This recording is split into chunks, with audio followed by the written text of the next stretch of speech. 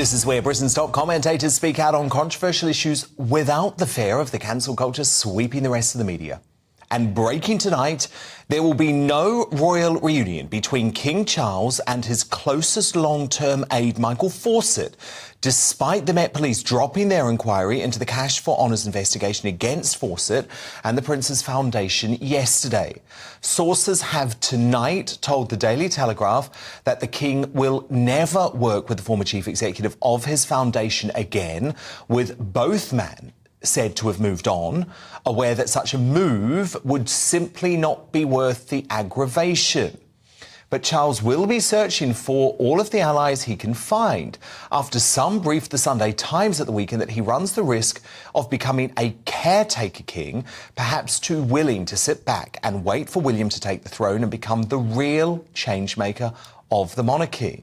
Well, I'm delighted to welcome back to the show distinguished royal author Tom Bower, of course, the biographer of the King. And Tom, look, obviously we've got this breaking news on Michael Fawcett, but there seems to be a bigger question tonight as we approach the one-year anniversary of King Charles's reign as to whether he's actually making any form of difference and if he has the right people around him to do so. Well, in my view, not, and we've discussed this many times, Dan. But, you know, the Fawcett decision is actually critical to the survival of the monarchy. If Michael Fawcett had been prosecuted and the evidence against him, let's remind ourselves, was pretty conclusive. He had offered a Saudi businessman a knighthood and British citizenship in return for a donation to Prince Charles's charities. That, if it was proven to be true, is illegal. And Fawcett in the dock at the Old Bailey would have undoubtedly caused the king enormous problems, and in my view would have been the end of King Charles's reign. So they made the decision that the king's future was more important than the law in this case. And I think that's a very important decision that they've reached, a landmark. In terms of King Charles himself, I think we've always assumed that he's lost the mojo to some extent. The fact that he didn't deal firmly with the Sussexes, the fact that he allowed Prince William and Kate to take over so much of his duties has shown that he really hasn't got the energy, in my view, anymore to impose himself in the same way as perhaps his mother did and change Britain under his reign. You know, he's a man of 75. I think his wife is not that keen on endlessly travelling. And I think he is going to be, in every way, a good caretaker king, but not the man he hoped that he would be. First, let's be honest. The rift between Harry and his family isn't a minor disagreement. This isn't something that gets solved with a phone call and a family barbecue. According to Tom Bower, the damage is deep and intentional. He believes Prince Harry has done irreparable harm to King Charles and the monarchy, not just by leaving, but by the way he left. The Oprah interview, the Netflix docuseries, the Spare memoir, the public accusations, the lawsuits, the refusal to take any personal responsibility. Bower's take? You don't seek reconciliation after you burn the house down. Bower points to Harry's pattern of behavior as proof that peace isn't even on his radar. He sues the British government over his security. He demands apologies from the palace, while offering none in return. He drags King Charles, Camilla, and Prince William in his memoir, and then publicly wonders why no one's returning his calls. It's performative. Tom Bower believes Harry isn't seeking peace. He's seeking leverage. Fascinating stuff. Both sides of the story, of course, here on GB News, and Michael Fawcett himself has always denied any wrongdoing, while a spokesperson for the Prince's Foundation told GB News tonight the Prince's Foundation has noted the decision of the Metropolitan Police following the conclusion of its own independent investigation and governance review last year. The charity is moving forward with a continued focus on delivering the education and training programs for which it has been established. Now, Tom, it hasn't been a great few days for Prince William either, who faced a barrage of criticism for what folk have called a sexist decision not to attend the Women's World Cup final in Sydney and his subsequent video apology. Watch this. Lionesses, we want to send you a huge good luck for tomorrow. We're sorry we can't be there in person, but we're so proud of everything you've achieved and the millions you've inspired here and around the world. So go out there tomorrow and really enjoy yourselves. Good luck, Lionesses. But the Daily Telegraph columnist, Tom, and friend of the show, Celia Walden, argues while the decision may have been clumsy, it wasn't sexist.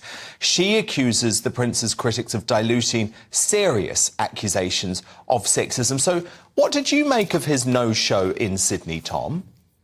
Well, I thought there were three reasons why he didn't have to go. I think that, he's a hard-working man. He's got a family. It's the summer holidays. It wouldn't only been his holidays that have been disrupted, but all his staff as well. I think that it wasn't vital for him to sit there, although in Sydney, although undoubtedly is an amazing achievement. He wants the privileges of royalty without the responsibilities. He wants media access, but also media protection. In short, he wants control.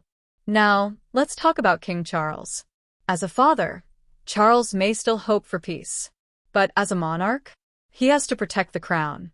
And let's not forget, this is the same son who accused his family of racism on global TV, questioned Charles's parenting in his book, and has since distanced himself from royal duty entirely. Tom Bauer says Charles would be foolish to trust Harry again without serious concessions, like an apology, or Harry giving up his titles, or Meghan stepping back from branding herself as a duchess while pushing lifestyle products. None of that is happening. And that's why Bauer says peace is a fantasy. Then there's Meghan. Let's be real. No peace talk with Harry can happen without addressing the Meghan-shaped elephant in the room. Tom Bauer believes Meghan has been a key driver behind Harry's split from his family and his alignment with Hollywood over heritage. For the Lionesses and for women's sport in all, that they have got that far, they did get that far. But I think there's another more important issue as well here. Australia is run at the moment by a Republican Prime Minister. I think the arrival of Prince William just to see an English match, but not to have been there to see the Australian matches, would have been used by him to show that Prince William is not really a prince of the Australian people. He might have got involved in some unfortunate politics. So I think the Lionesses played as well as they could without his presence there, and it wasn't the end of the world that he didn't turn up. OK, interesting take. I see where you're coming from there, actually. Now, look, reports from OK magazine, Tom, which have gone all around the world, are suggesting that Prince Harry is preparing for peace talks with King Charles, with plans for the pair to reunite in Britain before Harry travels back to the States after next month's Invictus Games. One condition, according to sources, would be the Duke no longer airs private family laundry in public.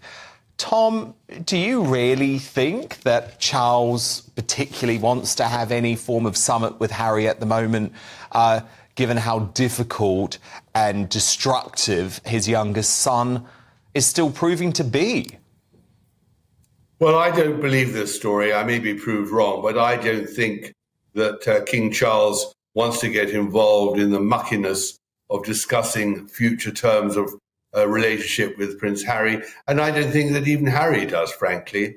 I think that they're both going about their lives now separately. And I think this is one of those stories a summer story, which might have been interesting, but really, let us look at the basics. The Sussexes are doing their absolute best to destroy the British monarchy. They may be quiet for the moment, but they're not going to keep it's not over. Forever. No, it's not over. Tom Bauer, brilliant as ever. Thank you so much, Tom. We'll speak very soon. Would she even support peace with the monarchy? That's unclear, and that's part of the problem. Because any meeting with Harry is, by default, a meeting with Meghan's influence. And for the royals, that's not just complicated, it's dangerous. So, let's wrap it up. Do we think peace talks between Harry and King Charles will happen? Tom Bauer says no. And honestly, he might be right. There's too much ego, too much damage, and no real signs of accountability from Harry. So ask yourself, is this still about family, or has it all become a chess game for power and headlines? Let me know what you think in the comments. Are peace talks even possible? Should King Charles forgive Harry? Or has the bridge already burned? Like, subscribe, and hit the bell for more royal commentary without the fluff. Thanks for watching. See you in the next one.